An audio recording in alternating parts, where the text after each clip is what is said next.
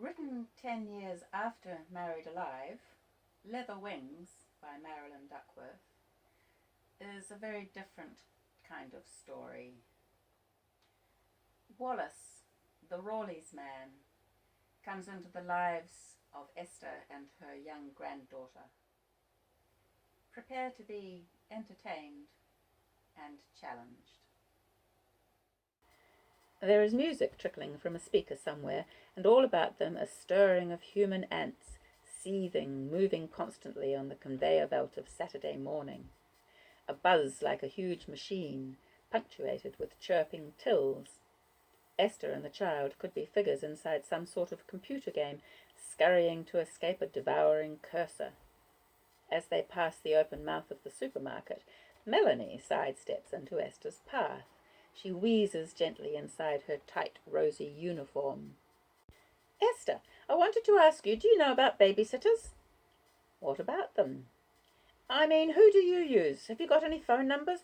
We need someone for Saturday night for my Pauline's kids, and we're stuck. All her regulars, well, you know, young people on a Saturday night." "I'm afraid we hardly ever use a sitter." "But with Jania? No, we don't go out very much, not together." "What?" The woman's facial muscles contort. "But that's terrible. Goodness, I must give you some of Pauline's phone numbers to ring." She is shocked. Esther doesn't think it is terrible. She hasn't thought about it a lot. If they went out, where would they go? Rex hates any sort of large gathering, particularly of the kind Esther likes. He is happiest with a video and a glass of whiskey. He says so, just one glass. Whiskey is better for him than red wine, he claims. Sometimes an old colleague, literally old, a widower, joins him in front of the screen. Rex's attitude suits her. It allows her to arrange the occasional evening with Donald. "No, honestly, we see plenty of each other at home these days. We don't mind separate nights out. Was it something special?" "What?" The woman is distracted still by Esther's attitude. "Oh, yes, my niece's 21st. Well, a bit old-fashioned she is, Donna. It's what she wanted. Key of the door. Oops, gotta go." She slides sideways back inside the sheep pen that is the supermarket. "Is it because of me?"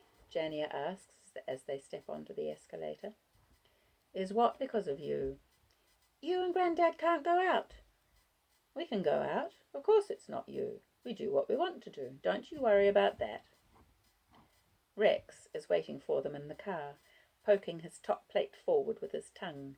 She wishes he wouldn't do this. He has some irritating habits. Another reason for not sharing her evenings out with her husband. No, that isn't fair. Besides, Rex wouldn't play with his teeth if they were out in public together, would he? People are at their worst in their own homes. Donald tells her he has taken to grinding his teeth in his sleep, which has driven his wife to another bedroom. His dentist has prescribed some sort of tooth guard for him to wear at night. She visualizes him in striped pajamas, clamping this thing inside his mouth like a boxer before he turns out the light. Donald has thrown in the sponge as husband, if not lover. Funny to think of this, and then to think of Rex removing his top plate to the saucer on the bedside locker. She swallows a small grunt of secret laughter. "What's so funny?" What's so funny?" At least she is laughing at both of them equally, husband and lover. That's fair. "Nothing." "You were smiling at something. I suppose you think he fancies you, that Rawleys chap. Is that it?" "What? I'm old enough to be his mother." "What? I'm old enough to be his—" She glances at Jania. "Really, Rex, you do push it sometimes." "No, I was thinking about Melanie Briggs, actually." She lies. "She came and grabbed us on our way out. Her niece is having a 21st. "She never invited us." "She never invited us." "No, of course not." "You don't have a babysitter," Jania says from the back seat. "Do you?" "What for?" Rex is puzzled. "We don't need a babysitter," Esther tells Jania. "I told you." "Because I'm not a baby?" "Because we're not going out anywhere." But perhaps they should. Perhaps Esther should stop being selfish. She has the reading group. She has her secret Mills and Boon manuscript. She has Donald. It is Rex who needs to get out of the house, even if he claims not to like crowds. Dinner at a restaurant, something like that. Couples are always dining out on the TV programs Rex watches, seated opposite each other taking small actorly bites, nothing large enough to interfere with the dialogue. She does remember the last time she and Rex ate out for their anniversary. Rex was unwise enough to order fillet steak, and it was tougher than he expected. He'd had to drop his fork deliberately and get down under the tablecloth to disentangle meat fibres from his fangs. He isn't an elegant eater at the best of times. Donald has some problems in that area too. Not that she has enough occasions to share a meal with her lover. Donald's problem, increasing with age, is hay fever. The last time she shared some hot chips with him in the car, his car, he was breathing so heavily between mouthfuls she accused him of sounding like a bulldog. But at least he had the grace to laugh. It's hard to insult Donald. Later, on the office outing at Queen Elizabeth Park, a bulldog had panted past their group of picnickers, and she couldn't resist saying sideways to Donald, "Friend of yours?" The others didn't understand why the two of them laughed so much. It was a stupid thing to do, to have secret jokes in the middle of an office gathering, but you can't be sensible all of the time. It gets harder, in fact, to be sensible, easier to be selfish and irresponsible, or to notice one as being selfish and irresponsible. And time passes so much faster, as if a once stationary floor has become an escalator, and you scarcely need to take a step on your own without being stranded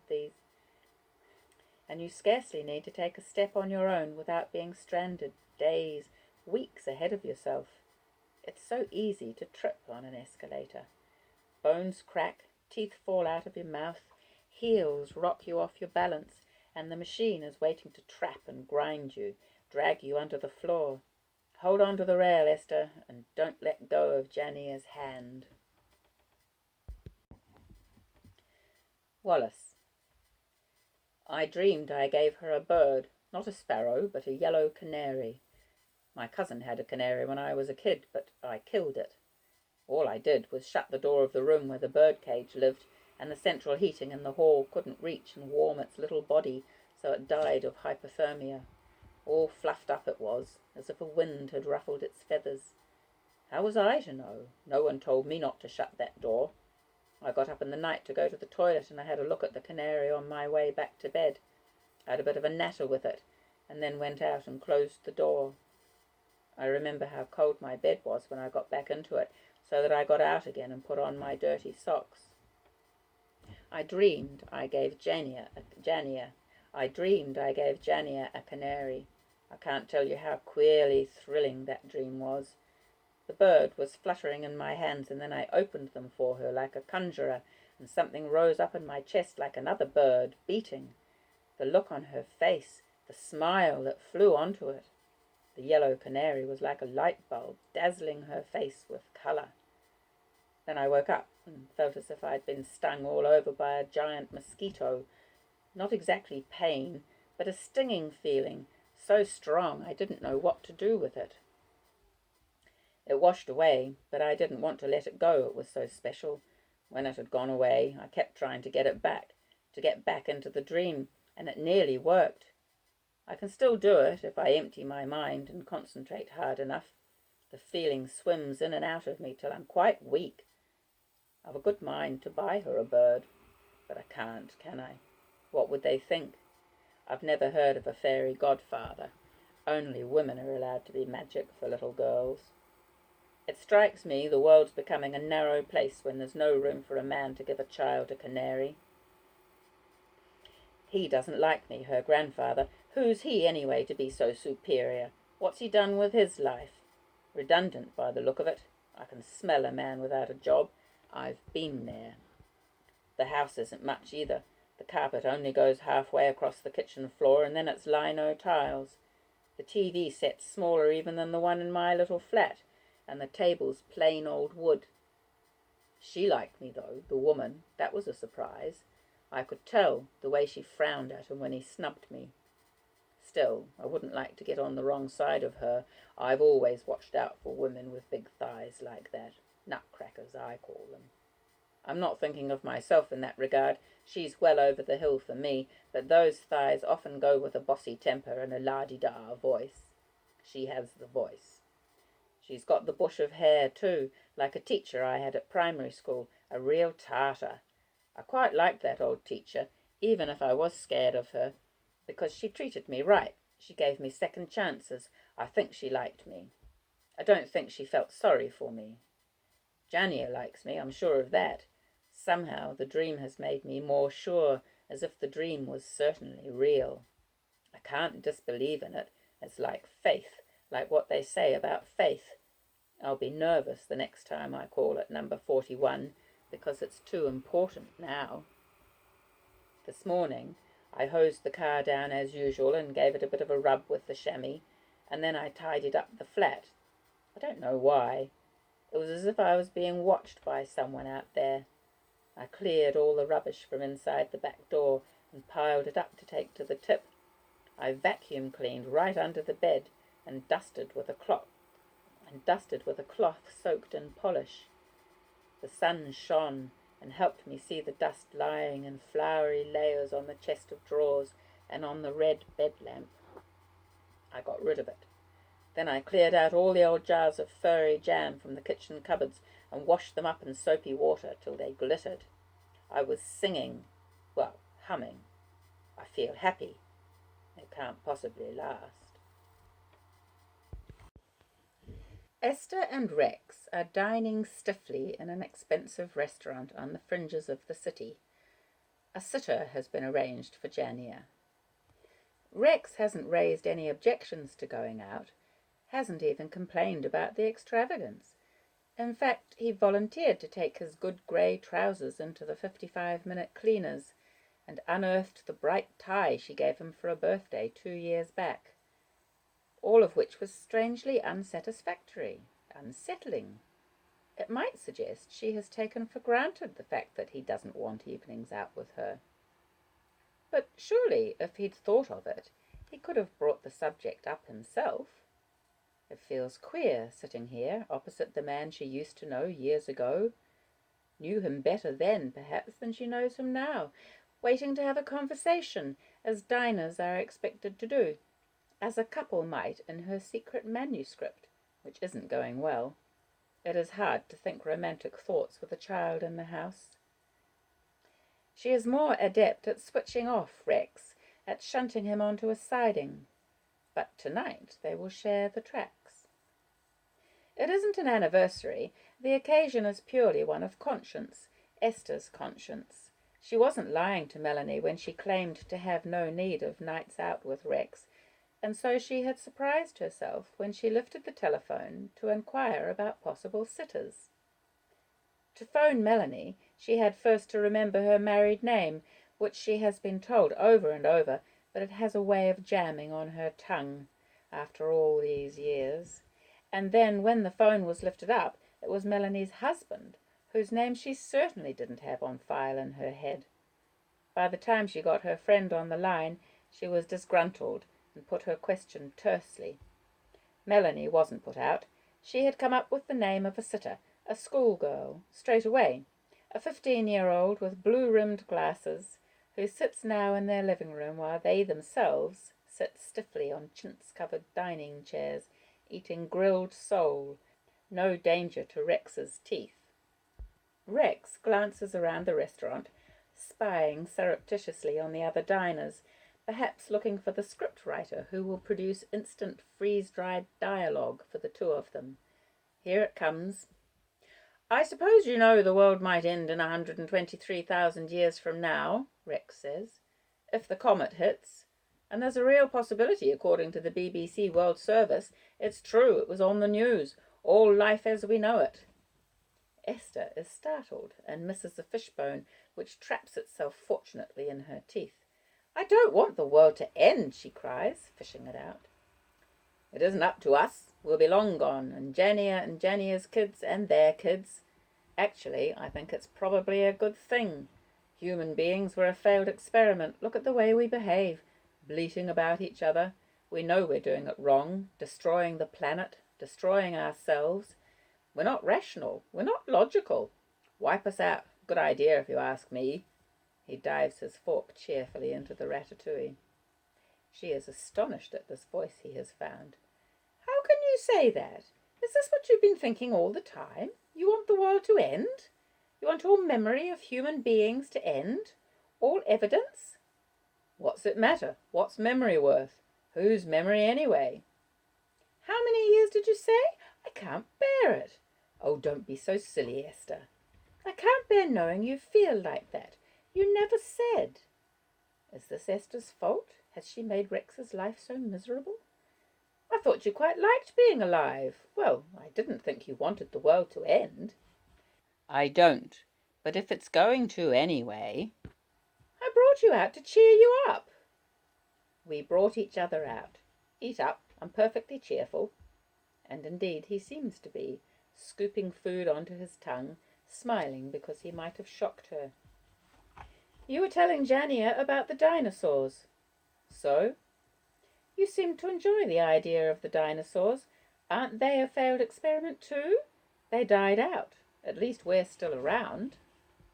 So far. We're trying hard not to be. Oh dear, don't you say any of this to Jania. Would I? Give me some credit. Huh. At this point, the waiter offers a lemon sorbet to clear the palate between courses. She looks at Rex and decides to accept. There is a taste in her mouth less pleasant than fish. It could be that she needs something like lemon sorbet to clear the palate between husband and lover. At one time, Rex and Donald were disparate breeds, but age is giving them qualities in common. One might take his mouth out at night, the other put his in, but essentially they are becoming two old men, and the implication is that she will become an old woman. Surely not. Rex's conversation plunges her below the surface of optimism, the level where she usually swims. At one time, not long ago, the sole they have eaten was swimming hopefully in the sea. She feels flattened out. Children are supposed to keep you young, but perhaps that doesn't apply to grandchildren. She has certainly noticed her years in a new way since Jania was posted to them via United Airlines. Yesterday, after work in the car park, with the dark ceiling lowering above them, Donald had said something she didn't like. Does it ever occur to you that we might have been going on for too long? What do you mean? You mean you're sick of me? No, I don't mean that at all, but I'll have to put you on my headstone if we carry on like this. So what are you saying? You are sick of me. I'm not. I'm just thinking about dying. Don't you dare! It isn't a threat. Not about me dying, just dying in the abstract. An old school friend did it the other day. I saw it in the post. Makes you think. Perhaps we should have lived our lives differently. How different? No you and me? I can't conceive of that. No, I'd like to have done more, not less. A second career, more children, perhaps. More mistresses? Well, of course. He was joking. Or was he? You didn't give me a taste, Rex complains now. Was it nice? He waits patiently for his wife to return to him. The zabayoni. Sorry. She is back. Sighs. We can't afford to do this too often, but I think we should do something. Tuesday films are cut price, I think. I do miss a good screen. Before the world ends, she adds. She has made him laugh. At home, Jania is conducting the babysitter around her bedroom city. The main street with shops and bank and post office, the church, the hospital, new, the houses. Some of the inhabitants are only paper, and not very thick paper at that. They won't stand up, but have to lounge around on their beds. The babysitter suggests she transfer the paper dolls to the hospital as permanent inmates and fill their places with the more substantial, healthy plastic dolls. Jania looks worried at this and shakes her head. Why not? They're not sick. I'd have to make them sick, or crash them in a bus. I don't have a bus. Couldn't you just swap their names over? Jania is shocked. They're people. That's Dornis and he's Dennis. You can't change people over. Oh, well, I think you should get into bed. It's awfully late. You'll get me into trouble. I don't want to. Jania sits. I'm busy.